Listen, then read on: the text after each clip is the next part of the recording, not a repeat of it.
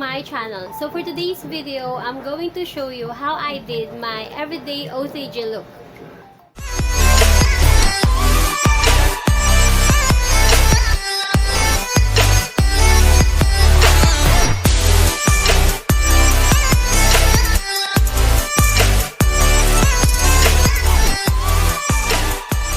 So let's start. This video pala, ginawa ko siya for my friends kasi highly requested nila. So, simulan na natin. First is, naglalagay muna ako ng sunblock or sunscreen sa mukha ko. Kasi, kailangan mo-moisturize muna siya bago ka maglagay ng kahit ano. And then after that, gumagamit na lang ako ng loose powder. Fashion 21. Like that.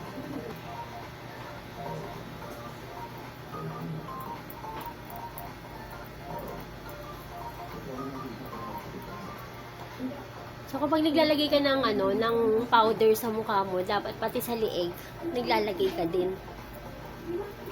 Para maging even yung skin tone mo.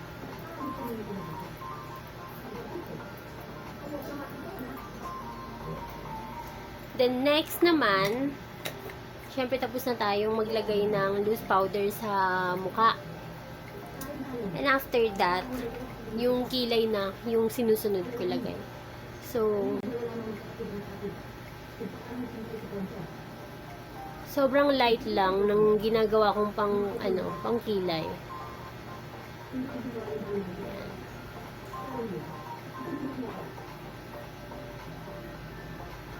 Yung medyo lang, ma-define lang yung kilay mo.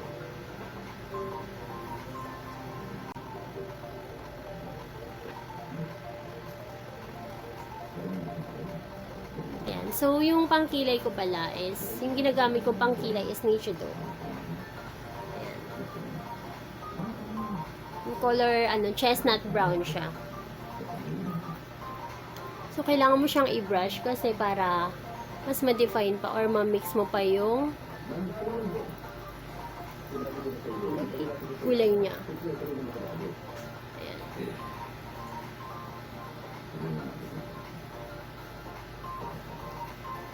Ayan, so 'di ba? Done na tayo sa kilay. Sobrang simple lang. Tsaka dapat kapag everyday look lang, kailangan lang, mukhang simple lang, mukhang walang kang nilagay. So parang kinapalan mo lang ng konti yung kilay mo. So after na ng kilay is my favorite part. Liquid eyeliner.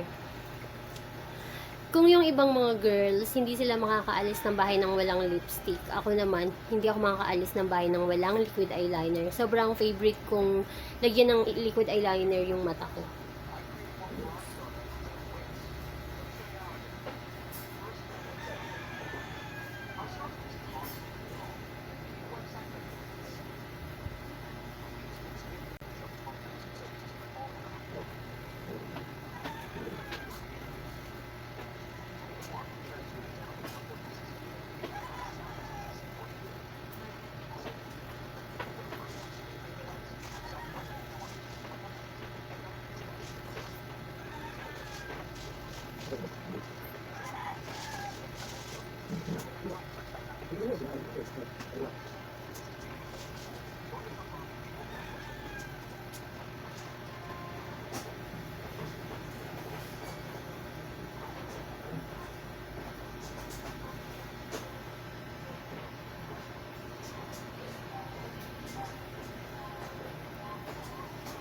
So, ayan. May nakapaglagay na tayo ng liquid eyeliner.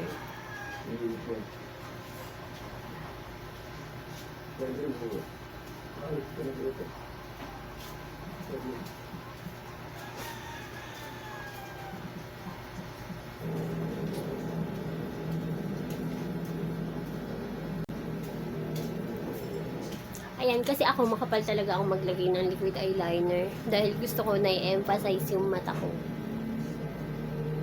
So, after applying yung liquid eyeliner, next naman is dapat alagyan mo yun dito mo. Kasi ako yun nilalagyan ko siya lagi para ma-define yung eyes mo. So, I'm using Nishido again. Yung medyo dark naman siya kasi pang ilalim siya. Ayan. So, hindi yung buong mata ko nilalagyan ko. Yung gilid lang. Sa ilalim. Ayan.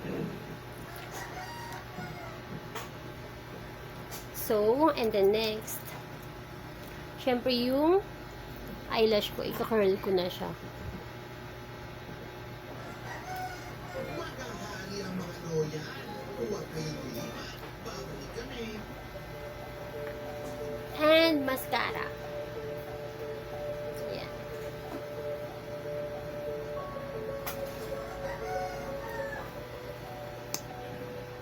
So, ito para lang yung pilik mata mo ma-emphasize.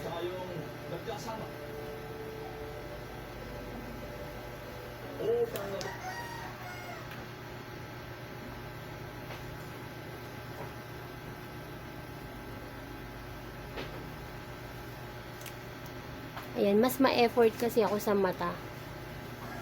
Dahil sobrang favorite kong part yung mata ko.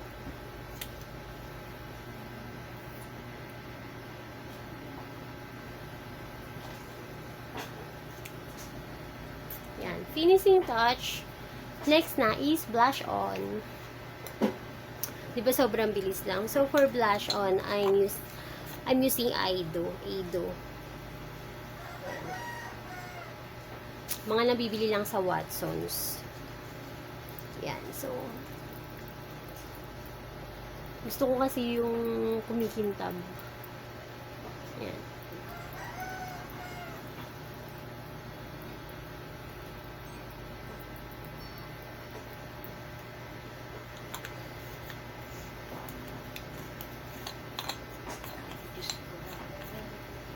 And then lastly, highlighter.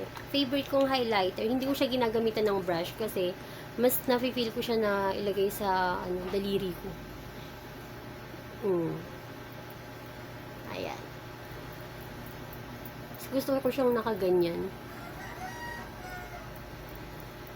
Hindi kasi ako sanay pag-brush tapos highlighter yung gagamitin. Gusto ko parang kumikintab yung mukha ko. And the finishing touch naman is this one. Lalagay ulit ako ng powder.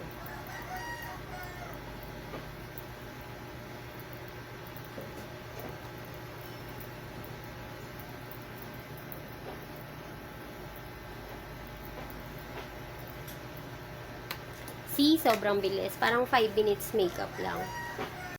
Hindi lipstick kasi naiirita ako pag lipstick.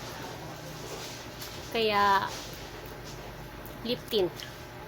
This one. BLK lip tint.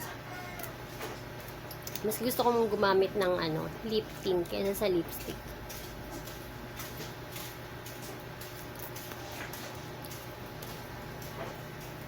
Ganun lang kabilis ang aking everyday OTG look.